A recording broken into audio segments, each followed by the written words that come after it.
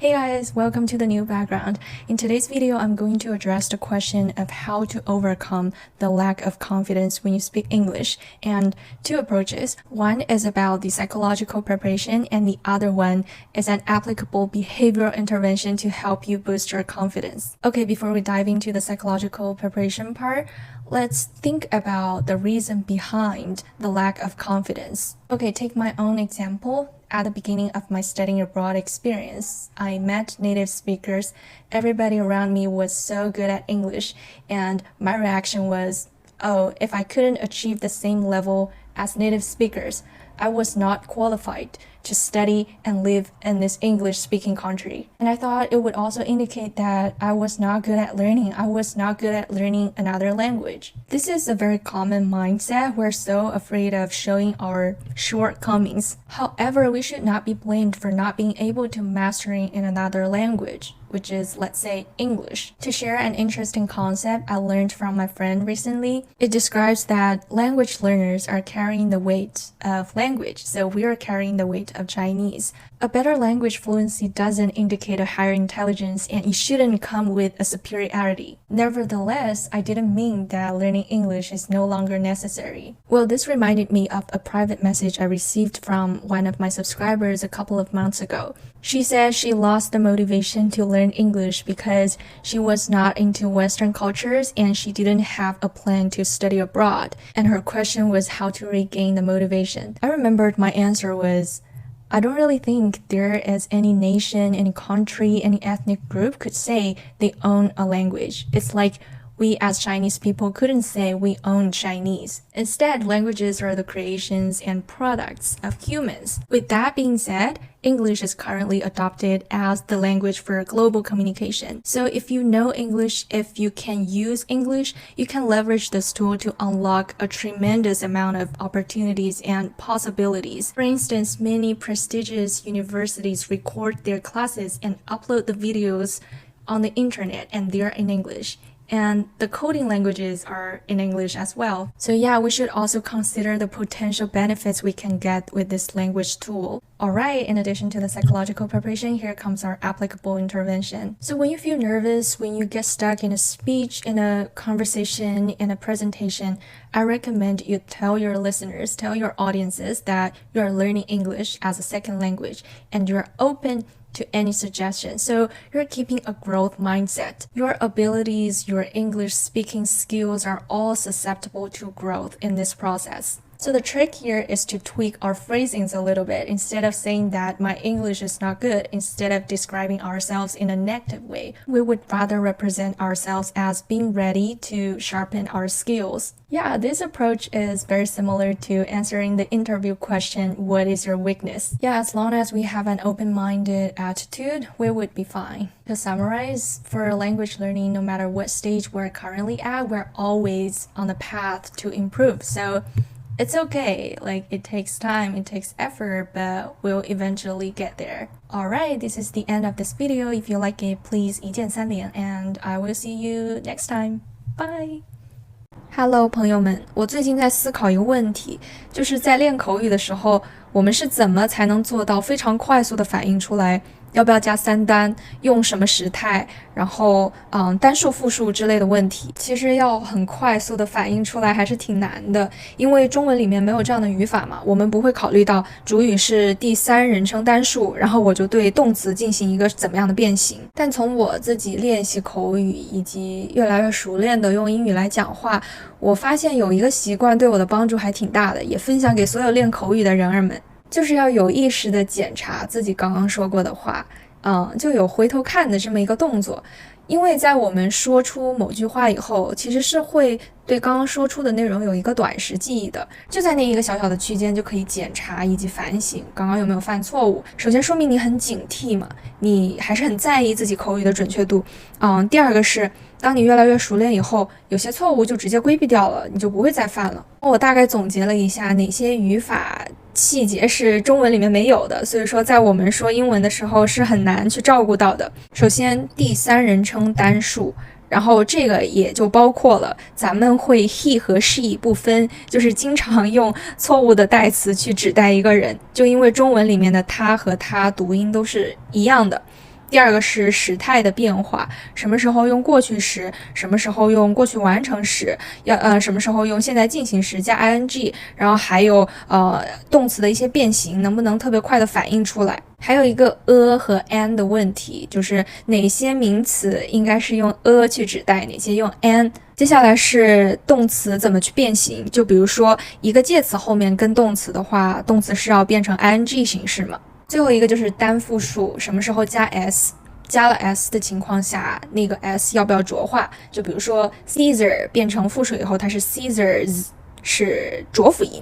好，那咱们举个例子啊，就比如说我说My friend has fly to Korea for a exchange program， 然后我一回味，我时态对了吗？我说的 has fly to 是对的，然后我这里说了一个 exchange program， 但是我用的是它其实是该用 an。 就意识到这一点以后，如果我是在跟别人交流，我可能就立马改口，我就重说一遍，我说 an exchange program， 就有改正的这个行为，不管是你直截了当的给他说出来，还是你就是在心里默默的自己改正一下。然后我接着说下一句， She will be taking classes and attend international events during her stay。 然后我快速的反思一下，我说了一个 taking classes， 然后我用了一个 and 去并列，但我后面的那个动词那个 attend 我并没有加 ing， 这里就发现说错了嘛。然后我赶紧找补一下，就说she will be attending international events， 这才是正确的一个口语表达。好，那我们总结一下，反正就是这个核心的习惯和这个意识吧，就是要经常的回头看，有意识的去检查自己说过的话。其实口语相对于写作比较难的一个点，就是写作的话，你写下来的东西，你可以稍后再回去看，再回去修改。但口语是比较及时性的，特别是在你跟别人交流的过程中，可能对方说话快的话，你也会被他带动的语速加快，然后就更加不能去注意到一些细节。首先一个大目标肯定是让对方能听懂你想表达的意思，就有可能有时候你加不加复数没有关系，别人也能听懂，但是为了精进自己的口语表达，这些细节还是要去关注的，有这个意识要去让自己的表达遵循这一套语法逻辑。好的，那么今天的视频就是这样，喜欢的话记得一键3连，我们下次见，拜拜。Hey guys, I apologize, it's been a while since my last video upload, and I actually did this on purpose because today I'm going to talk about procrastination. So this video is exactly the product of my procrastination. Well, I was kidding, it was an excuse. Anyways, this is the second speech recommendation following my previous video. It is a TED Talk by Tim Urban, Inside the Brain of a Master Procrastinator. The biggest reason that I added this video to my top speech list is it's just so fun to watch. Tim Urban injected a dose of humor into his speech, and because Tim himself is a procrastinator, he was by no means trying to be super serious or didactic. It's super easy to follow, and we just need to watch a procrastinator making fun of procrastination. In addition to that, I think Tim Urban is very professional at leveraging communication techniques. I've been taking a communication class recently, and there are 3 main principles you have to bear in mind to tailor an impressive presentation. You want it to be simple, unexpected, and concrete. Okay, let's watch a very short clip. And so I did the only thing I could. I wrote 90 pages over 72 hours, pulling not 1 but 2 all-nighters. Humans are not supposed to pull 2 all-nighters. Sprinted across campus, dove in slow motion, and got it in just at the deadline.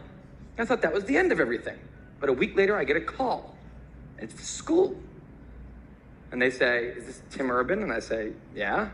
And they say, "We need to talk about your thesis." And I say, "Okay." And they say, "It's the best one we've ever seen."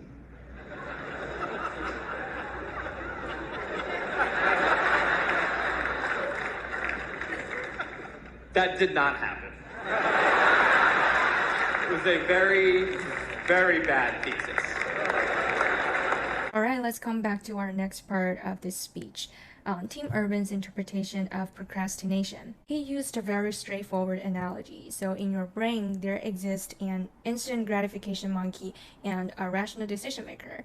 And when these 2 guys don't align with each other, procrastination appears. The monkey refers to your subconscious mind that wants you to do something easy and fun. But the rational decision maker is like your super ego who expects you to do something constructive for yourself in the long run. And in most cases, the monkey could always defeat the rational decision maker until the panic monster comes out to scare it away. That's when all the negative emotions explode, including self-hatred, self-doubt, anxiety, and guilt. And there's one statement that I strongly agreed with Tim Urban. He said, everybody is a procrastinator, even if some people might seem to have a good relationship with deadlines. Well, in my comprehension from a procrastinator's point of view, I think procrastination is common because it represents how people make different choices when prioritizing things. If what the rational decision maker asks us to do or our superego tells us to is not our priority, we procrastinate. And we can anticipate how frequently that happens. So my solution to scare that instant gratification monkey away is either to make the positive motivation as strong as possible or to make the negative penalty as severe as possible. So ultimately, we need that force, we need that reason to get things moving. And to better accomplish that, one little tip to lower the bar of taking an action. So getting things done is always better than making it perfect. Take my example, if I keep telling myself, oh, since I've procrastinated for such a long time, I should make a legendary video to compensate for that procrastination. That fear didn't even contribute a little to my initiative or my confidence. So just make the shitty and crappy first draft and take that little step and the momentum would compound. Alright, this is the end of this video. If you like it, please 一键三连, and I will see you in the next one. Bye bye! Hey guys, in today's video, I would like to talk about language environment. It's almost a consensus among us language learners about the importance of a language environment. However, according to my experience of studying in this English-speaking country, I think our expectation towards the language environment might be too high. Well, take myself as an example, a college student who studies abroad. What are the possible scenarios that I get exposed to use English as a communication tool? The main scenario is in academia. So you take classes in English, you collaborate with people, you do presentations at the end of the semester, you chat with your professor, with your classmates, and with your TAs. And the second biggest component is your social life, and it really depends on your social circle. So you speak English frequently if you make friends with native English speakers, but there isn't any guarantee on relationship. It's an emotional bonding. And the third scenario that you could practice your English is in daily life settings. So you run some errands, you go grocery shopping, or you go to the doctors. With those being said, the opportunities provided by this physical language environment are not assimilated into every aspect of your life. So if you're not super into exchanging ideas with other people and you don't have this passion of keep advancing your language skills, what a physical language environment could do is very minimal. So for those of you who don't have this physical language environment but really want to improve your English skills, what do? Well, as long as you can increase the frequency of utilizing this language tool, you are creating an authentic and productive virtual language environment by yourself. So listening and getting input are essential. You would really like to simulate other people, real native speakers talking around you. And the resources could be flexible. You have TV dramas, movies, YouTube videos, podcasts, etc. Actually, English TV drama is a very good miniature of an authentic language environment because it contains people of different races, ethnicities, genders, and ages. So you would be exposed to various accents and language rhythms. No kidding. We hate it. How many reasons did we come up with? 8.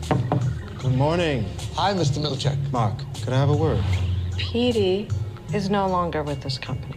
However, due to those features, confusion might arise as well. And that's what we encounter in a physical language environment as well, because people interrupt each other and there are noises around and people are mumbling and groaning. Therefore, in order to accurately capture the sounds, we need a speaker with high voice quality and clear pronunciation. Especially for listening practice, it would be great if we could easily discern the pauses, breaths, intonation, and contractions. So the device actually matters. Different from the built-in speakers within most smartphones, which only produce very big sounds, Trevolo is a device that meets our expectation towards a high voice quality. And in addition to listening, here comes the speaking part. So listening is like ingesting linguistic content. You then digest it and assimilate it into your body, and you would be able to speak, to give the output. They're in a feedback loop. And when you're practicing your speaking, so for example, you're taking online classes or conversing with native English speakers, you really want your voices to be accurately delivered to your coach or to your teacher. Okay, so I should exclude that group of people who didn't. I think you should also look at it. So Okay. filter out people who did not reread and look at that graphic. Okay, I see. And the built-in microphone within Trevolo is able to capture the sounds with high accuracy. So yeah, for us language learners, we look forward to an immersive language environment. However, even without a physical language environment, we can create such an environment virtually with a tailored speaker. What I like it the most is the details it gives, the clarity and the depth of sounds. And another benefit is it enables creating a language environment free from time-space restriction. So if you really want a big enhancement, you would like to incorporate listening and speaking practice into your daily life. So for example, playing some podcasts while you cook, taking online courses, absorbing some new knowledge from YouTube videos, so on and so forth. Alright, I hope you enjoy. If you like it, please 一键三连. I will see you in the next one. Bye bye!